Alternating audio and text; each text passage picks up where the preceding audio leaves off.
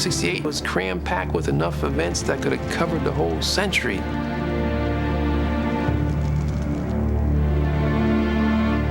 Many cities blew up in riot. They burned night in and night out, smoldering fires of discontent. The assassination of Dr. Martin Luther King.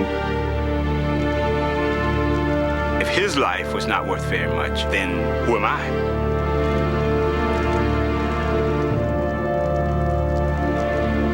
I don't care how fast and how far you can jump.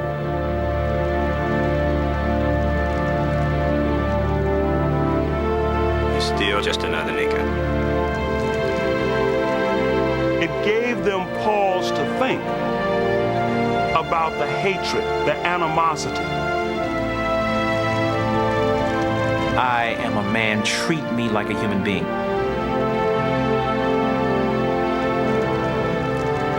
You just can't stop the stupidity and the racism with just words.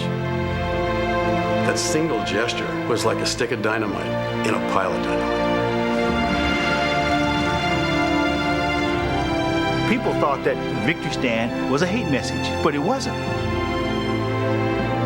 It was a cry for freedom.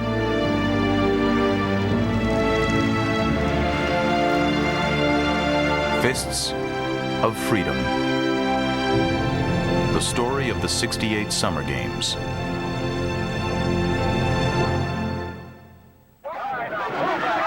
During the long, hot summer of 1968, our country stood on the eve of destruction. Conflict and struggle was everywhere.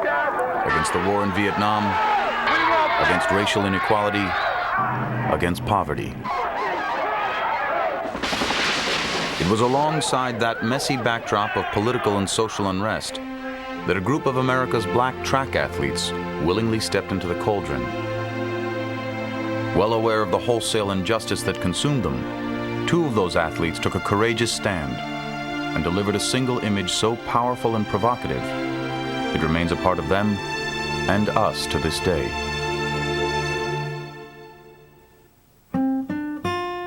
What's revealing is how those athletes arrived at that seminal moment. John Carlos and his fellow Olympic sprinters Tommy Smith and Lee Evans each struggled with life's hardships in different parts of the country.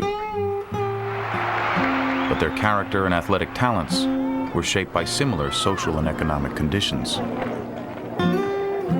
I came into San Jose State 6'3", about 170 pounds, dripping wet. Tommy, you're really strong. Guys now just can't keep up with you. You can run for a mile. They said, did you work out over the summer? I said, no. But actually, I did, because I worked in the field.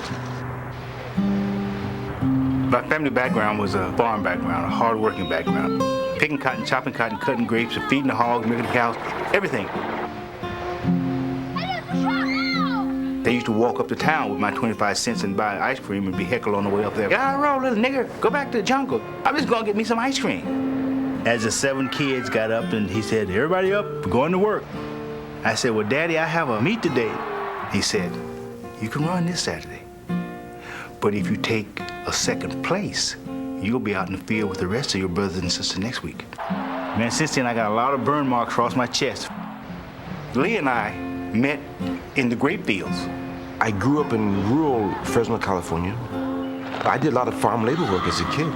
I did farm labor work till I was 16 years old, every summer, all summer, sun up to sundown. After you work 10, 12 hours in the cotton field or the grape patch, then you come and you bring your cotton to the scale to be weighed, and the guy's just cheating you at the scale, call you nigger, you know.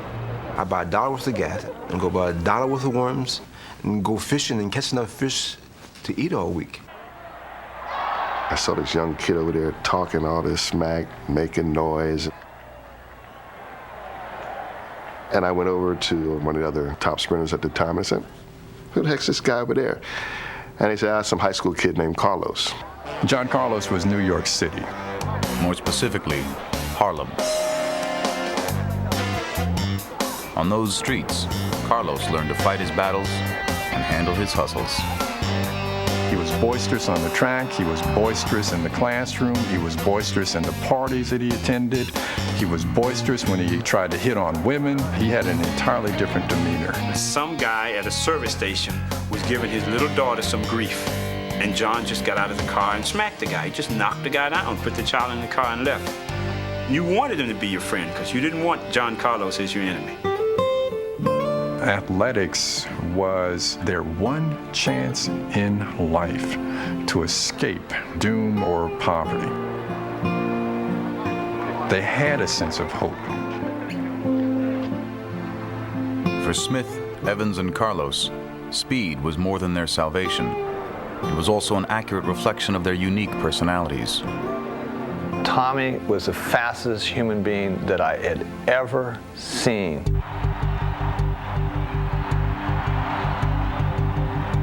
Bob Hayes at maximum speed was at 25 miles per hour between 50 to 75 yards, and Tommy was actually increasing to 28 miles per hour at 75 meters to 100 meters. His stride length, which averaged 8 feet 5 inches, actually increased to 8 feet 8 inches the last 20 meters of a 200 meters. In Sacramento, California in 1967, we came off the curve. I want to run. I said, man, I want to beat Tommy Smith today, boy. I want to beat this guy. My peripheral vision picks up a kneecap. His knees are about as high as my eyebrows. When that knee came down, he's 7 meters in front of me. I said, no one has never passed me, first of all. And secondly, no one never passed me like that. He was like he was on a motorcycle. He's gone.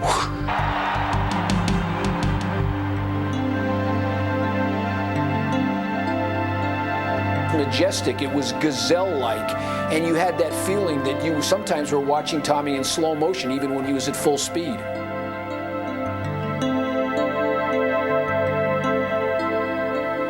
Lee Evans was almost the opposite of Tommy Smith's grace. You knew he was working hard. If you had to pick one athlete in this century who symbolized what Kipling would describe of 60 seconds worth of distance run, it would be Lee Evans. Lee was the most ferocious, tenacious competitor I've ever watched on a track, and maybe in sports. His form was not what you would call classic. Lee had a running style that made you call him the Tasmanian devil because he was everywhere. I weave left, I weave right. Sometimes his arms, instead of going up and down, you'd see him flailing across the track. He was like a drunk on roller skates half the time. As he came down the track, it looked like he was one step away from death. With John, it was as if he was on the street up in Harlem, running from one fire hydrant to the next. You could eat a hot dog, drink a soda, and come out and beat most guys. They're announcing last call for the 100 meters. All the other guys are down there at the starting line.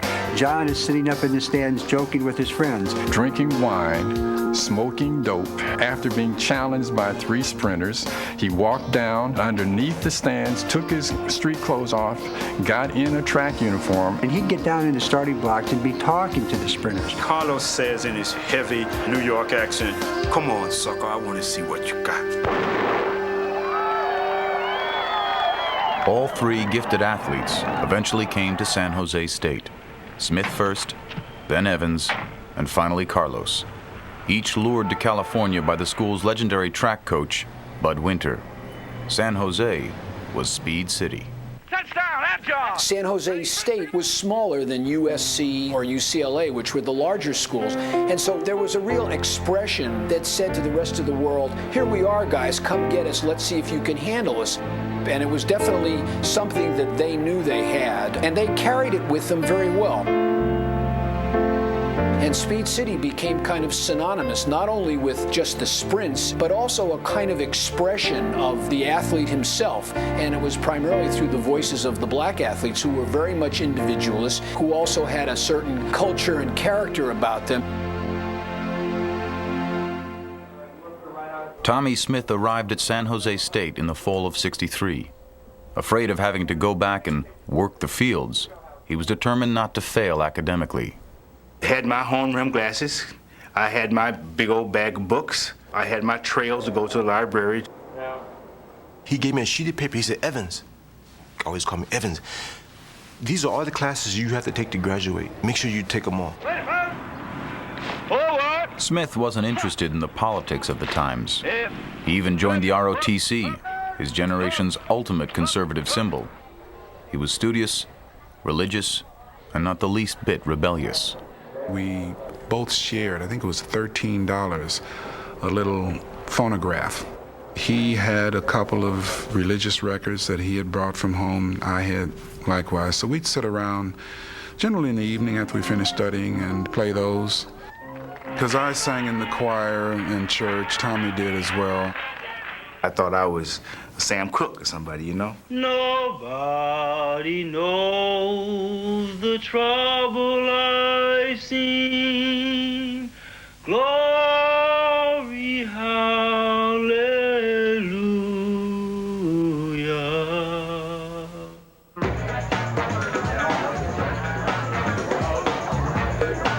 Evans and Smith appeared to have adapted well to college life, but in reality, they were still black athletes on a mostly white campus, surrounded by an overtly racist community.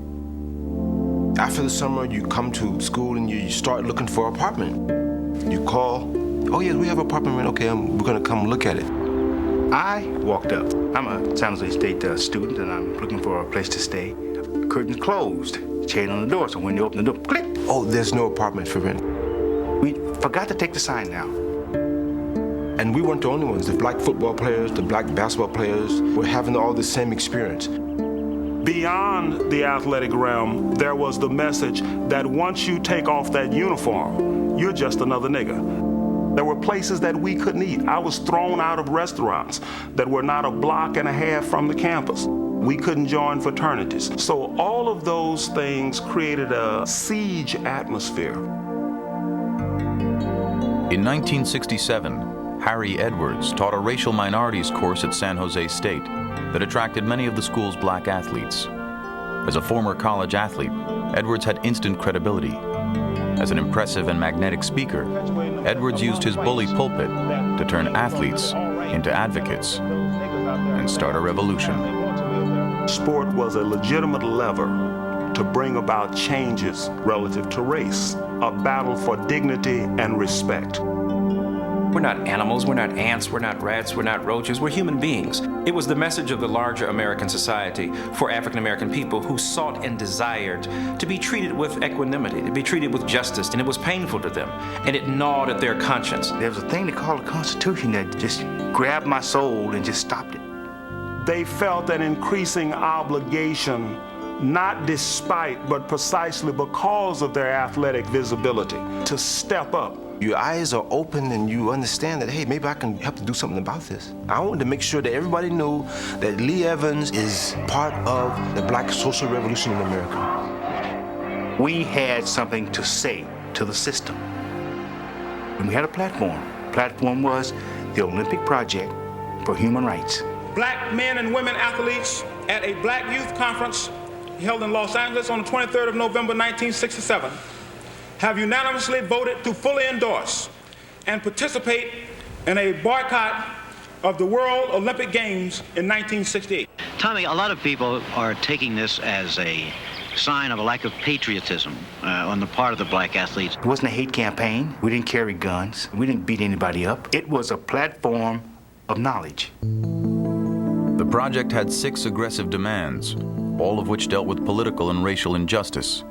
If they were not met, America's black athletes threatened to boycott the 1968 Olympic Games.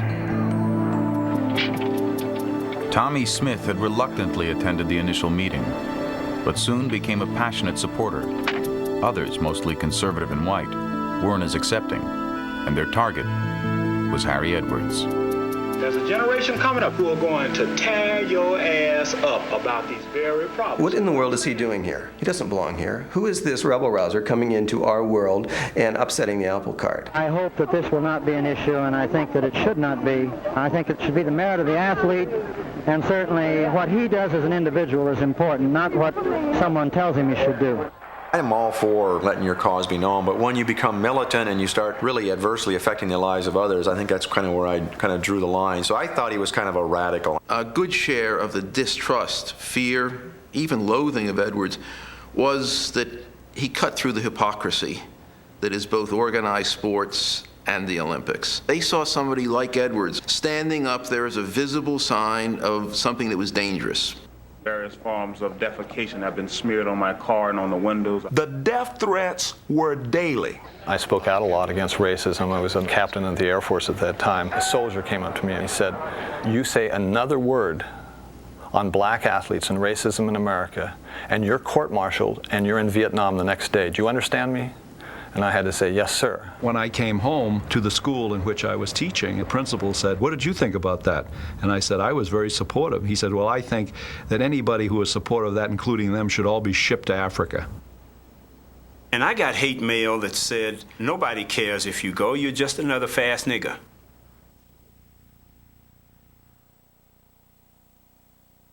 Isolated in the face of intense racism, black athletes found support for their project in unexpected places. Among them, the all-white Harvard crew, themselves Olympic favorites. I think everybody on the crew agreed with the principles. We felt that we owed it to ourselves to see how we could at least help get a dialogue going. The fellows on my crew would write letters explaining the Olympic Project for Human Rights, asking the people who came onto the Olympic team to join with us in a dialogue to hear what the black athletes were saying and to try to make sure that we as athletes started to understand that it wasn't the same for everybody and that it shouldn't be the way it was for many. In retrospect, what was interesting is how few of the letters were answered. The Olympic Project for Human Rights was a very diffuse statement of ideals. One of the things that appeared, however, were buttons. This is the Olympic Project for Human Rights button that my guys and many of the black athletes took to wearing that summer in '68. And it really was very innocent, but for us, the only non-disruptive way we could say to the world, these ideas matter. But to some, disruption had its place and its rewards. In the winter of '68, the project made headlines, calling for a boycott of the New York Athletic Club's annual indoor track meet. The New York AC had a history of discrimination. Blacks were not allowed to do anything in the New York AC but work there. That's exploiting black athletes to support their racist organization. Why should that go on? When several black athletes ignored the plea, a question was raised. If the project's leaders couldn't get everyone to pass on a midwinter meet, just how realistic was their planned Olympic boycott? Was it an individual thing, or could you get complete unity? And do you feel that there is a complete unity now, or do you think that it's still pretty much an individual thing amongst the black athletes? The movement forced all black athletes to take sides. Do I do it or don't I? That was the big question. Should we do this? Can we do this? How can we do this? What are the benefits? What are the pitfalls? Black athletes is a term we use, but they were all individuals with individual opinions. And everybody had their own purpose, their own reason, their own ideas, their own identity, and you were trying to blend all of these people together. So of course they had questions. What's going to happen to us if we don't run? It frightened a lot of black people. But any time that there is change of that magnitude, people are caught in the lurch. People are caught in betwixt and in between. Are you for change or are you an Uncle Tom? I, at that time, was 28 years old. I had a wife and family. I had to go to work once the Mexico City Games was over. I don't want to boycott. I want to go. You had athletes who were in different regions of the country. If you're in a small town in Texas, or you're in Tuscaloosa, Alabama, or Raleigh-Durham, North Carolina, you're not going to get it. When I approached one athlete, brother, it's time for black athletes to stand up. He turned to me and looked and said, "Hey, I'm not black, I'm colored." I said, "Oh, okay." This was something that had just not gotten to the South at that point. Harry Edwards was in the West Coast being able to talk. Let him try that in Mississippi at that time. It wouldn't have worked. I was the only black at University of North Carolina, but I knew that everybody did not welcome me with open arms. So I had a responsibility that I accepted when I went there, and I could not lose sight of that responsibility. I couldn't be altogether revolutionary, because then that would close the doors for other guys behind me. I just thought that that was just too much for me to sacrifice. I wanted a gold medal. I just tuned it out and said, your goal is Mexico, and that's it. So to try to sell them on the idea was not just a hard sell, it was almost an impossible sell. They were going to go. And I discovered that in the spring of 1968 when I went to San Jose and spent a week talking not only with Professor Edwards, but with the athletes themselves. But Harry was very smart. The press would just go to him. If you go back and look at the earliest pictures, I was wearing a suit and a tie anytime I went before the media. As it became crystal clear that the name of the game was keeping the media attention on the movement, one had to go right up to the edge of civility. I did everything that I could to speak as uncompromisingly. We've gotten past this Uncle Jesse Owens generation that feels, well, I'll make my pile and forget about the plight of the rest of the black people in this country. As militantly. The time has passed when those of us who have achieved some type of social standing, some type of educational standing in a racist society can sit back and figure, well, they're just the little Negroes and they can do that to them, but they wouldn't dare do this to me. This is what got the Jews in trouble in Germany. Because the white media fed on that. And Harry, in all his eloquence and size and pointing his finger, would convince them that a boycott was a reality. It was a diabolical conspiracy on the part of the white racists and their crackerjacks. I don't think any of us understood what he was saying. Talk about polysyllabic words. Well, you had a whole lot of house niggas say they didn't have anything against the old master. But you didn't see none of them staying at home when that racist Lincoln let them go. I've got to tell you, I still don't understand his message. Neither did IOC President Avery Brundage, who despised the project's position. Brundage had dedicated his life to the Olympic movement, first as an athlete, then an administrator. Now in his 80s, he felt it was his duty to defend the sanctity and purity of the Games. The man was utterly inflexible. I mean, you could see it in the way he stood, the way he walked. By 1968, he just never began to understand Harry Edwards' position on this. What he said again and again was, the fundamental basis of the Olympic movement is no discrimination whatsoever because of race, religion, color, or political affiliations. Therefore, how can you use the Olympic Games as a way to protest racism? To him, it just made no sense at all. Avery Brundage was a pro-fascist, racist, who didn't understand and didn't want to understand what was going on. Avery Brundage was to this movement what Bull Connor was to the civil rights movement. If he hadn't been there, they would have had to somehow provoke someone into that role. Avery Brundage represented a generation which not only knew Negroes' legitimate place, knew that Negroes didn't have the necessities, but they did everything they could to keep Negroes in that place. He perceived us as a bunch of misguided clowns. Brundage was a known racist. He had a country club in Santa Barbara that Jews and blacks couldn't join. So he's a racist down to his toes. And he was blatant about it. He was blindly open about it. A boycott would only be to the disadvantage of the boys themselves. Those boys aren't going to go down there and do anything. I don't think any of these boys will be foolish enough to demonstrate at the Olympic Games. And if those boys do anything, I think if they do, they'll be promptly sent home. Just 2 months before the Mexico City Games, the U.S. track and field team began a novel training experiment in Lake Tahoe, California. The 68 team was the first team that went to an extended training camp. It was a very unique setup. We needed to be at high altitude at 8,000 feet. There were no tracks in the country at that high altitude, so one was built at Echo Summit. I have never seen a track like that. That was the most beautiful place to train. I mean, it was absolutely heavenly to get up and go out and train every day because there were trees on the infield.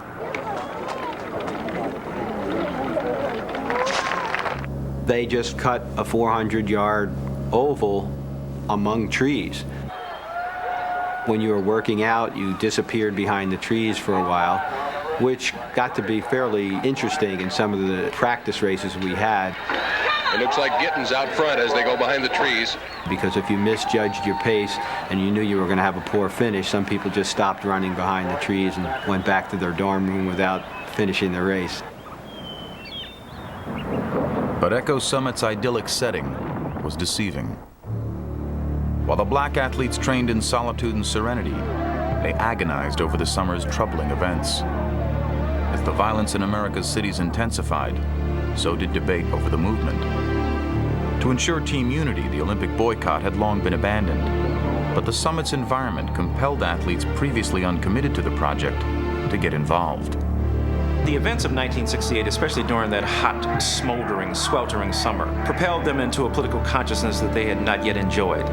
We as a people will get to the promised land. The death of Martin Luther King Jr. was extraordinarily catalytic. It really made them think hard and sharp about the wages of race in American society.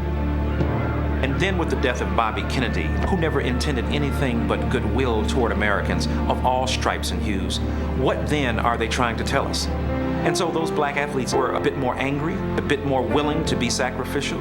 You had them living in trailers, you had them very close, you had them really bonding. Out of that community, out of that camaraderie, out of that commitment, something was happening. There was a rumble in the midst. And at that point, we could interact with each other and we could talk about things. You can play a part. You don't have to just stand there and just watch everybody else. Do something. Don't be on the sideline. They began to be persuaded by the logic of Tommie Smith. They saw he wasn't a fire-breathing radical. He wasn't some behemoth of ideology against white people. He was simply saying, look, I want to be treated like a man. We were not there to pull the athletes in, point our fingers at them and say, you do this or you do that. No, we found another echelon of understanding. The more I thought about it, the hate letters, the phone calls, it kind of made me realize that these guys are saying something that made sense. It was okay to be different. It was okay to have an opinion. That when you go to the games, you take yourself with you. What you do and how you do it is going to have an impact. It boiled down to, well, you're not going to boycott, but what are you going to do? Everybody was going to wear black socks. Some guy said, well, I can't run in socks. We said, well, let's all wear black armbands. Oh, I can't run with a black armband, some guy would say. I remember going out with a fever, going shopping for shoe polish to dye my shoes black. We thought a minute, oh, we paint our shoes black, then we can't get our money on the table from the shoe companies. Right, because, you know, Adidas and Puma would give you some money to wear the shoe. We couldn't come to a uniform protest. So finally, what we concluded, let us not try and do one thing. Let everybody choose their own way to express their feelings. Do your own thing. And we will be heard. Ironically, after finally coming to a consensus, America's black track athletes headed straight into another political mess. In the weeks leading to the Olympics, Mexico City, the host of the '68 Games, was under siege. There was a history of confrontations between small student demonstrations and groups in Mexico City and elsewhere in the country, and in the city, particularly between students and the Granaderos, the riot police, who were a particularly brutal lot composed largely of former felons. The government didn't accept any kind of real opposition or any kind of other alternatives to open their system to make it more democratic. The government continued its repression and the movement continued to expand and the movement became national.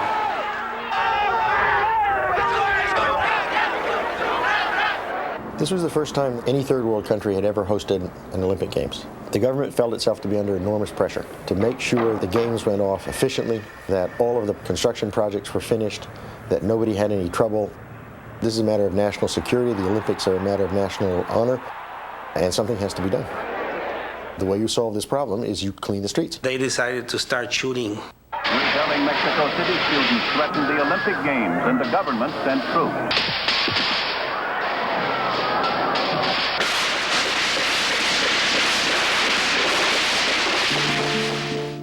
All the people that got wounded, calling for help, and that smelling of blood, for us is a genocide.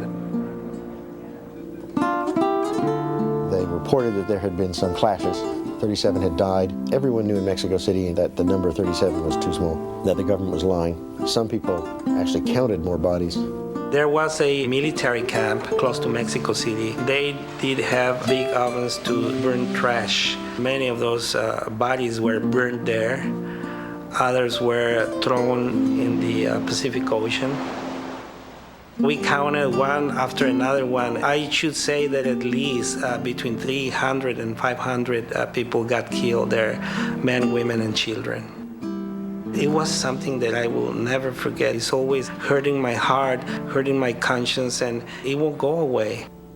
I got a call from Associated Press in New York reporting that they had slaughtered a couple hundred students.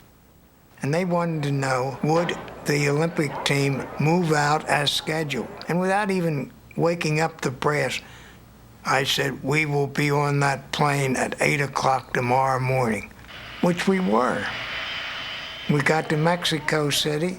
Those that had survived the shootout had been sent off to the mountains to remain until the games were over. When I first arrived in Mexico City, the drive from downtown where the hotels were, where the elite of the world were going to be staying, to the Olympic Stadium on both sides of the road were these old shanties. In that week from when I arrived to the games began, every one of those shanties was painted a brilliant color.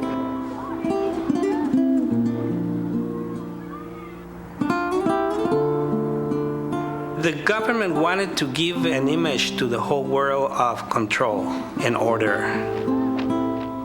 From the moment we arrived there, we were kind of suspicious. This is very strange and a little ominous to see the entire stadium surrounded by military with weapons at every portal, every gate, every staircase.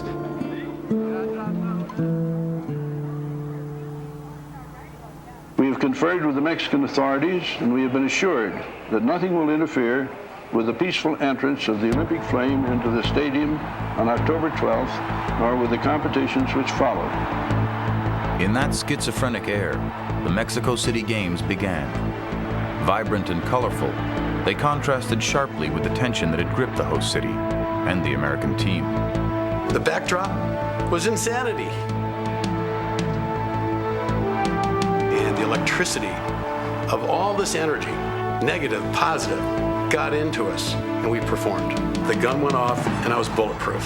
There was nothing that I couldn't do. We performed superhuman stuff. Al Order winning a 4th consecutive gold medal. Randy Matson winning the shot put. Bob Seagren in the pole vault. And of course, who could forget Dick Fosbury in the high jump? Coming in with a new style that was laughed at.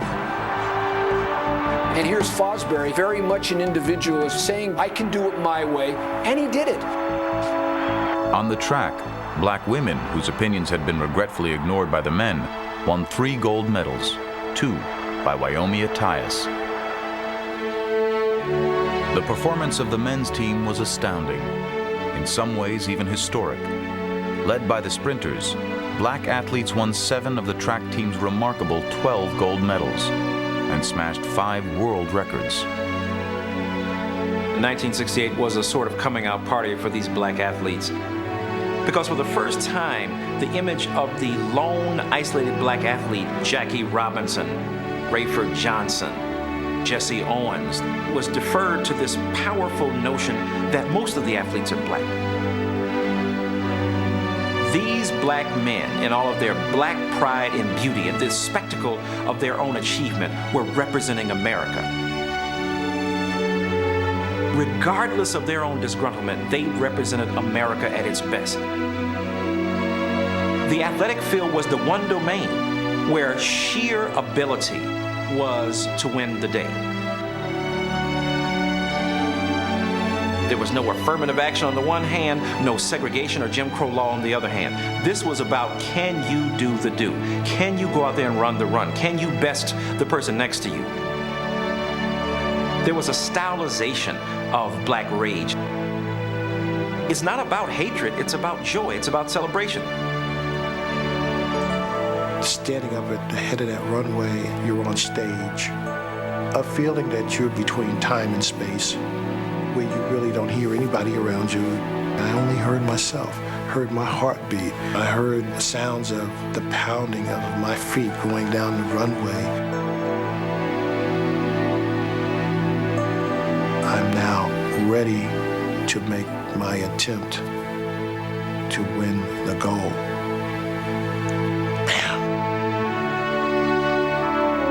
He had the most perfect run-up he's ever had in his life. He went zoom. And suddenly, just by instinct, I just wanted to fly. It looks like a marvelous jump. He just looked like he was soaring. He's going, he's going, he's going, past 27 feet, past 28 feet, past 29 feet. And when he landed in the pit, there was a collective, whoa, wow, woo.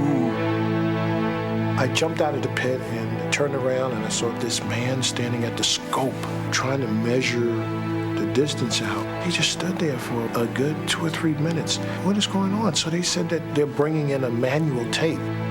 And they finally found a tape to measure, because a sight device would only go to 8 meters 60, which is 28 feet.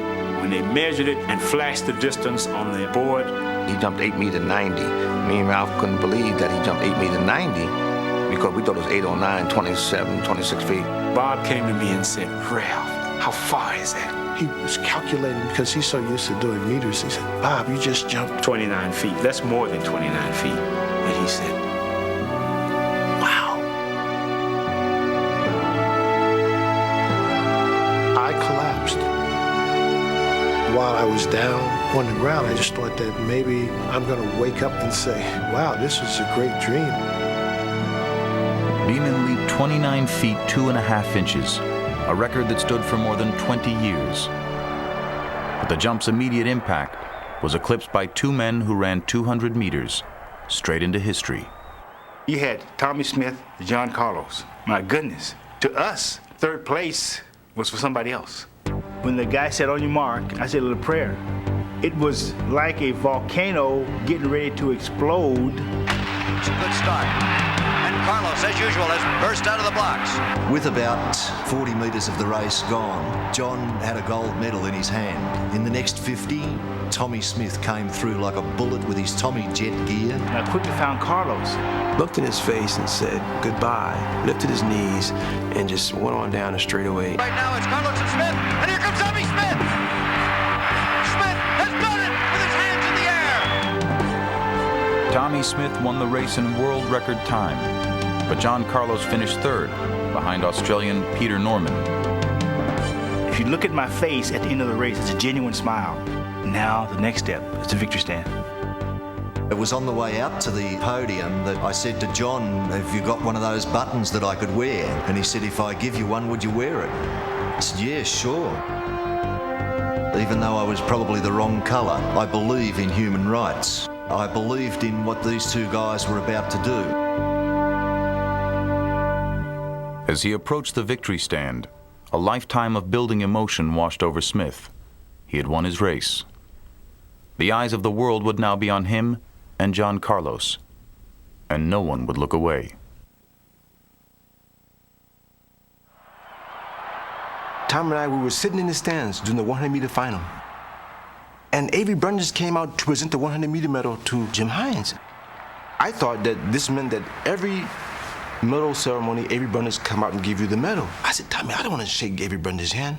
I said, I know what we do. Let's get some black gloves. Tommy's wife was Denise then.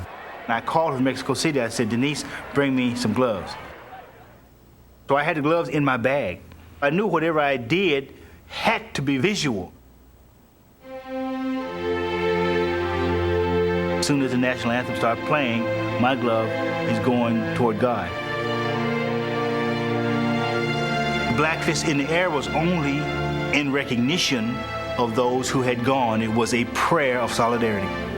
It was a cry for help by my fellow brothers and sisters in this country who had been lynched, who had been shot, who had been bitten by dogs, whose water hose has been turned on. A cry for freedom. You could almost hear the wind blowing around my fist. But I heard Lee Evans very, very vividly say, oh, shit. I looked up and I saw animals. I saw animal faces, the jeers, the fingers. There were boos, there were whistles, there were cheers. The leadership of the U.S. team was aghast. We're not antichrists. We're just human beings who saw a need to be recognized.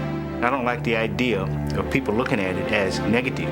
There was nothing but a raised fist in the air and a bowed head acknowledging the American flag, not symbolizing a hatred for it.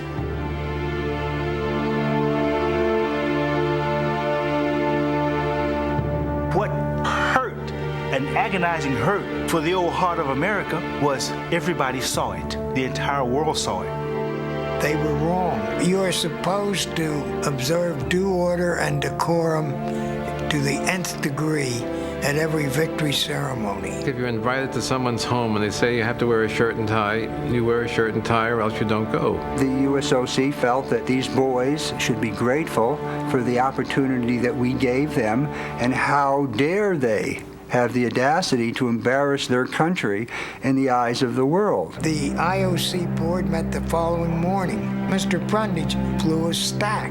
You tell your board that if you don't take action by tomorrow at noon, your whole track team is disqualified for the remainder of the game. With that threat, the board voted unanimously to send these two boys home and ban them from the Olympic Games for life. Get your medal, go home, pat on the head, go back to where you were, nigga. I'm pretty pissed off already with a lot of white people, so leave me alone, okay? I'm asking you the last time. Next man come up and put a camera in my face, I'm gonna knock him down and jump on him, yeah? Many in the mainstream American media reacted with venom. Brent Musburger of the Chicago American wrote in his column, "Airing one's dirty clothing before the entire world during a fun and games tournament was no more than a juvenile gesture." Smith and Carlos looked like a couple of black-skinned stormtroopers. Give us a few seconds, huh?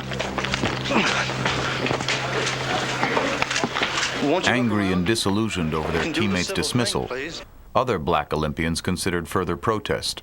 Typically, the USOC's plan to stop them was hopelessly misguided.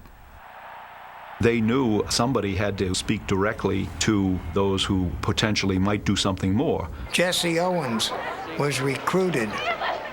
Jesse was an icon. He was from another planet. He was not black. He was an American. And Jesse walked in with a big smile. Jesse Owens was Avery Brundage's poster boy. Politics has no part to play in any athletic program whatsoever, and particularly so as far as Olympic Games are concerned. We felt like that they had brought in somebody to try to tame us. I said, we go back home from here, we can't even get a job. He said, oh, I'll find you a job. And you know he was lying. It was pitiful. He was giving a speech to the wall. The black athletes could look at Jesse Owens and say, we could do what you did. We could go to the Olympics, keep our mouths shut, we could come back, and we'd be racing horses. With all your great gold medals, when you came back, nothing really great happened for you. We don't want you here, Uncle Tom. Get the hell out of here. And Jesse started to cry. I saw him wiping tears away, and he said, how can my brothers do this to me when I was responsible for getting them to this position of prominence that they're in today? Well, you may just want something to say. Enraged by his friend's expulsion, Lee Evans first decided not to run the 400 meters. But in their last act before leaving the village, Smith and Carlos convinced him to reconsider, even as Evans feared for his life. Nothing, okay? Leave me alone, okay? I checked my mailbox in the morning of the race. I had telegrams from the Ku Klux Klan, the White Angels. You know, they're going to shoot me today. You know, at 2 o'clock. I mean, they gave you the time. They're going to kill you. Ooh, man, it was heavy on my back. I was in shock. I was afraid for my life the whole time.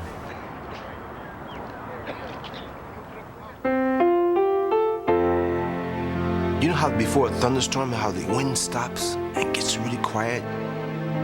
I'm gonna lay it out in this race, burn up this emotion I have inside. Shot the gun, I was gone, man. Lee Evans is really going as they head towards the top of the stretch. The Americans are going to go 1, 2, 3. Lee Evans beating out Larry James with Ron Freeman third. Amid the fury, Evans led a United States sweep, blazing around the track in world record time. Howard Cosell was calling me, hey, Lee's wanted me to come over for an interview. I said, who won? Who won? Who won? He won't ask me what I was going to do on the victory stand, of course. The big question, what are you going to do at the awards ceremony? We did what we said we were going to do. We wore black berets. Black berets then were worn by the Black Panthers. We took them off during the playing of the national anthem. I wanted to show black pride. I'm doing my part. The young man you're looking at is George Foreman. Nearly a week later, as the controversy surrounding the track athletes continued to swirl, boxer George Foreman applied a red, white, and blue bandage on a hemorrhaging America. I'd hit this guy, and I'll never forget hitting him real hard a few times, and he kept coming. The only dominant thing I had was my left jab. Oh, that left is getting into Shapulis very effectively. Oh, another left. Eventually, I decided maybe I should throw a right hand, too. He caught him with a right and then a follow-up left. Oh, the Russian is being beaten all over the ring. And when I did, the fight was over. Referee stops contest. George Foreman with a tremendous and overwhelmingly powerful performance. I remember at ringside looking up and see George pull out an American flag and walk around the ring. I felt so good about having that flag in my hand. I started waving it. We did it, and I wanted to show the whole world. Not only George Foreman had won a gold medal, but America did it. We were frankly a little bit down after the Smith and Carlos incident, and those of us who were at ringside were really emotionally moved. In 1964, I was a mugger, a thief, digging my way into the mud so that dogs couldn't sniff me out and take me to jail. Less than 4 years later, I'm standing on a platform, putting a gold medal around my neck with the promise of a better life. Coming on the game's final weekend, Foreman's act was positive and patriotic, the last image of a troubling Olympics. But not its lasting image.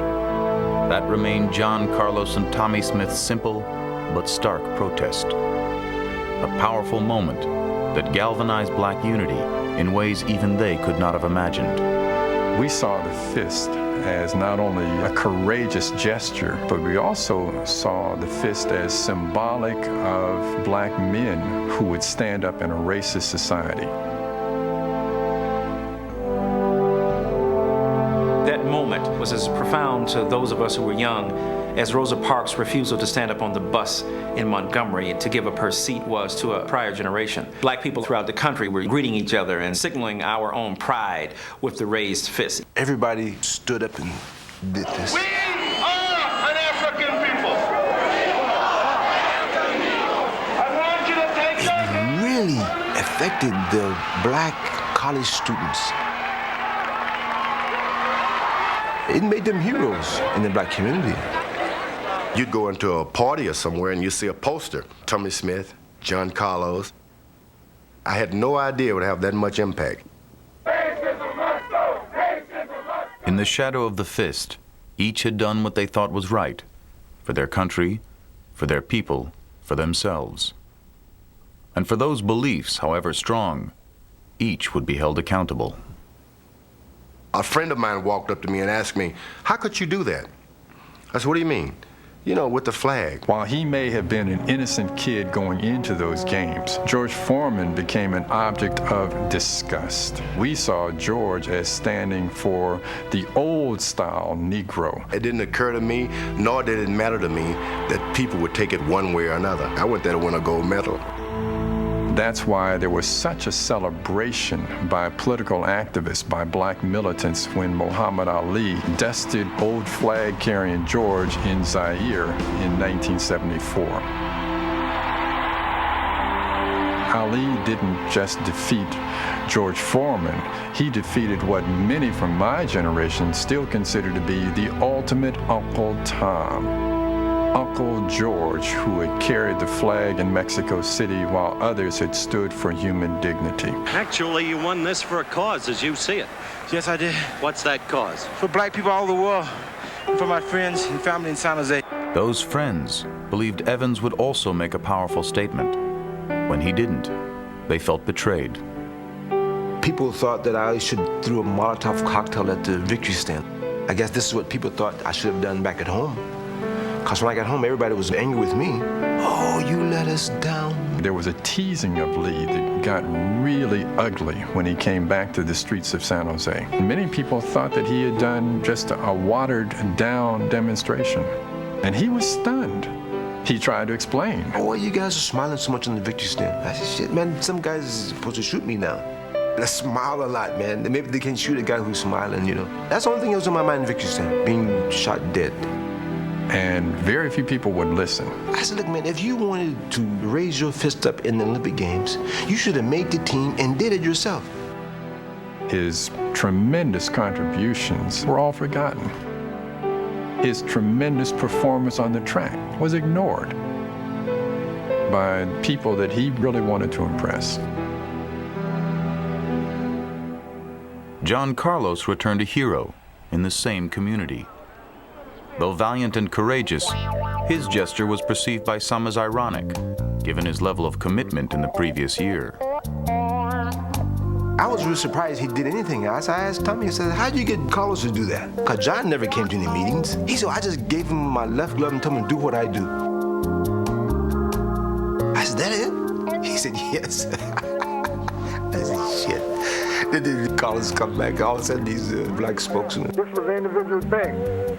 Everyone did what they felt that was right. Tommy and John were making speeches around the country.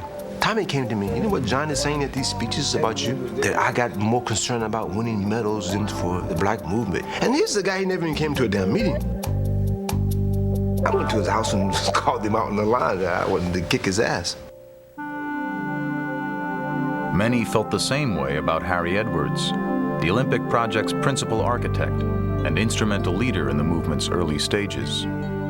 He did something great, man. He brought black consciousness to me and to a lot of guys. But he had nothing to do with the protests in Mexico City. From June to October, we never even heard or saw Harry Edwards. We never talked about him. He never called us. We never saw him.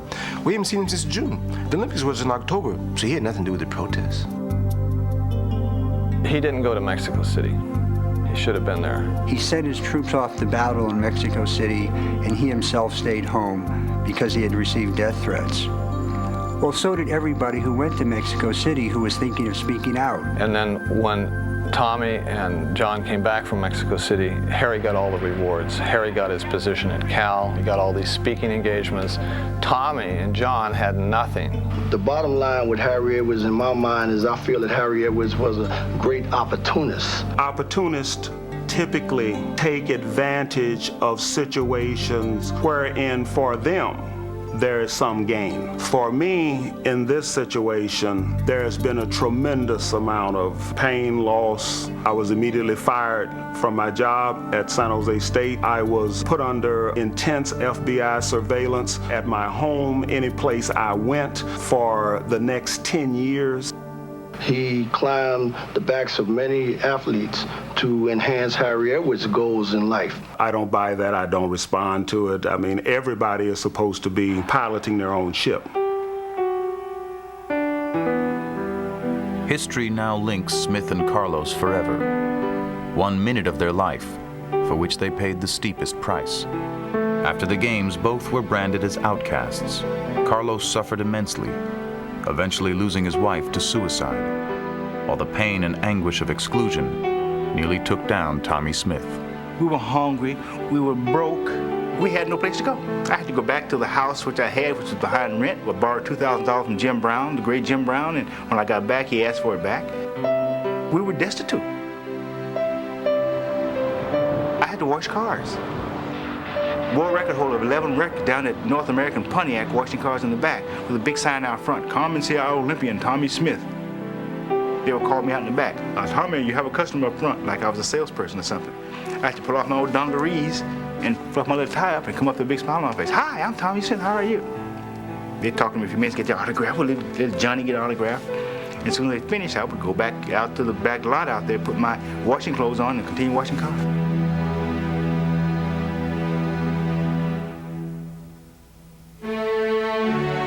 Tommy Smith could have avoided the despair. He could have escaped the misery. Instead, on a warm October night in Mexico City, he and John Carlos turned a simple race into a defining moment in American history. In victory, they bowed their heads and drove to the sky, their fists of freedom.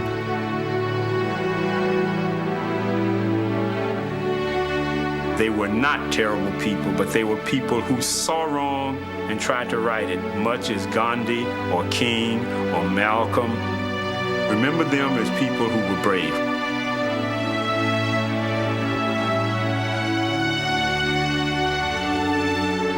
It yanked me out of the cocoon of my innocence. And I didn't understand all of the sophisticated nuances of political implications of it, but what I understood was that they were identifying with black people. Look, you can be both part of an American tradition, but you don't have to forget where you came from, and you don't have to forget the people who were left behind.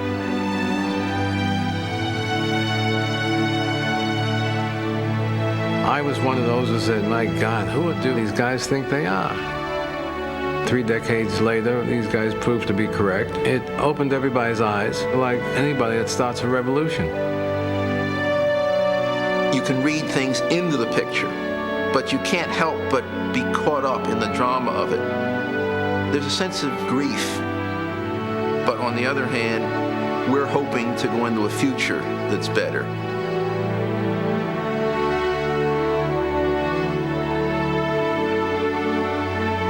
There were people who had sweat great drops of hardship that dropped to their knees and prayed for a Tommy Smith and a John Carlos to be able to be in a point in which they could speak.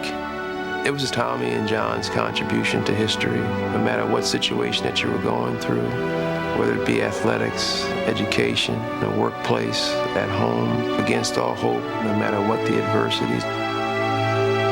It was okay to make a stand.